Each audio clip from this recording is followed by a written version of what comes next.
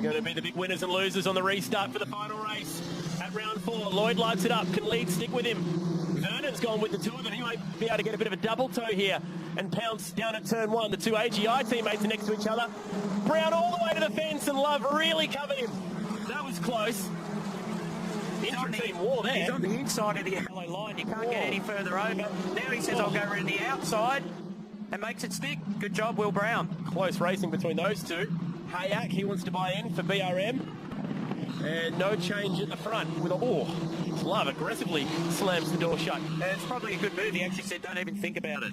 It's not on. He needs to try and fight for this position, Jordan Love. He really does, because he's only 1 point ahead of Jimmy Vernon for the podium. So he can't lose that spot to Harry Hayak. Oh, and he's all the way over to the left-hand side, trying to protect from Hayak. So we go over the top, bit of a wiggle from Vernon. There's a podium up for grabs here. This is second for the round and third for the round, potentially fighting it out, depending on what happens to Love, who's got his hands full on the curbs. Hayak's through. Gretsch is through, and there goes the podium, surely. What a real shame. That safety car just killed that momentum that Jordan Love had. Look, he's done an outstanding job. We've got to remember he's only 16 years of age. For a starter, has never been here before. And the race is not over. Still got 6 laps to run, providing we go full distance, depending on it is a time-served race. So we'll keep an eye on that. Randall now. Safety cars work well for him. Up on the back of Vernon. Now, if Randall can get around Vernon, that might just put Love back on the podium.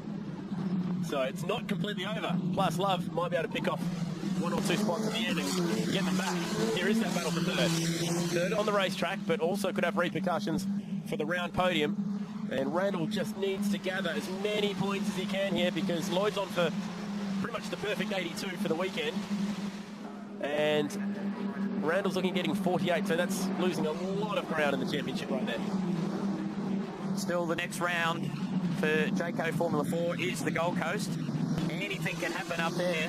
From there, we head to Phillip Island, a nice purpose-built open-wheeler racetrack, and then the grand finale all the way to December at Homebush. So still a lot of racing to go.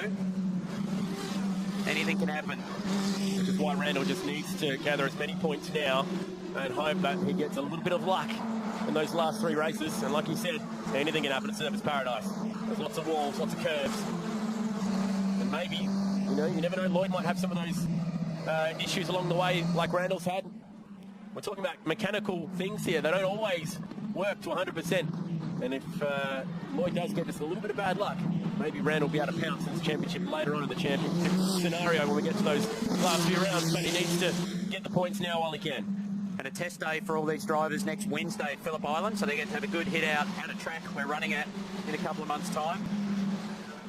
So home circuit, certainly for Thomas Randall. Jordan Lloyd also done a lot of racing there in Formula Ford in the past. Vernon now under a lot of pressure from Thomas Randall. Every position counts for his championship. Will he have a look at the inside? No, sits up the back of the gearbox. And as you mentioned, if he gets past Vernon, could have a very close battle for that third in the round. In fact, they could be tied on points, which would go to Vernon for finishing the highest position in the last race. What are we looking at here? On the restart. Oh, this is an amazing move by Brown. Gets shut down once, so he just followed him and then launched it around the outside down to turn 1, which was very bold. Love seeing him move on the outside. That's open wheel stuff. Get it done around the outside. Use the aero. Use the tyres. Great job here by Jimmy Vernon. He hasn't made a mistake, hasn't locked the brake, hasn't run wide. Just he knows he's got the current Formula Ford champ right up behind him. And he had a little bit of bad luck getting turned around in the race on Saturday, race 1, so he's fought back well. Leeds has not let Lloyd get away here. I asked if he's got his family here, being a local round. So Dad's over in Singapore. My little sister's got a cheerleading comp on, so Mum's doing that this weekend. Here on his own. Someone must have dropped him to the circuit because he doesn't even have his L plates yet on the road. So he obviously got a lift in with the team. He's actually driving very well in two 100ths faster than Jordan Lloyd last time round. So fastest lap of the race so far going to Lewis Leeds. We're right on board with him. Look at that, good vision there. That's what you want to do, always look through the corner.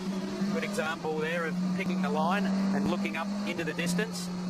Shows you the bumps, shows you how much his head and hands move around. Even in a straight line, he's going dead straight there. And look how much his helmet moves. Look how much the steering wheel bounces around in his hands. It's never easy. Wait till you get the exit of this corner and look at the bumps in the middle of the racetrack here. Watch this. Bang, bang, bang. all the way right into turn 2. So he's just carrying so much mid-corner speed. Fastest lap of the race on that last lap, a 1:14.4. Only a couple of tenths off the lap record, I think. Yeah, Set by yesterday. Lloyd. Yeah, we saw a 1:14.1 from Lloyd yesterday. Can he get onto the back of Jordan Lloyd's gearbox near the top? Can he go flat through here this time? Has he got the confidence? Yeah, he does. That's better. Keeps a pin. He actually gained time, didn't he? Actually got a toe sort of down the hill. Oh, it's back on here too, between Randall and Vernon. Jimmy Vernon certainly hasn't had to drive defensively yet, like we've seen some of that happening down the front straight. He hasn't had to cover his line, he's just kept his eyes forward. So Randall just a little bit of understeer mid-corner there, lost a car length or so off the turn. And Leeds is nearly back under the gearbox of Jordan Lloyd, so we've got 2 laps to run.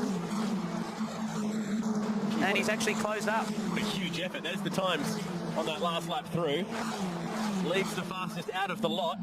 He's within half a second of the race leader. This is the battle for third. It's good seeing Vernon get the luck that he deserves. These two got together in Townsville, as we saw that little highlights reel earlier. So Vernon won't be willing to go handing anything to Thomas Randall in a hurry.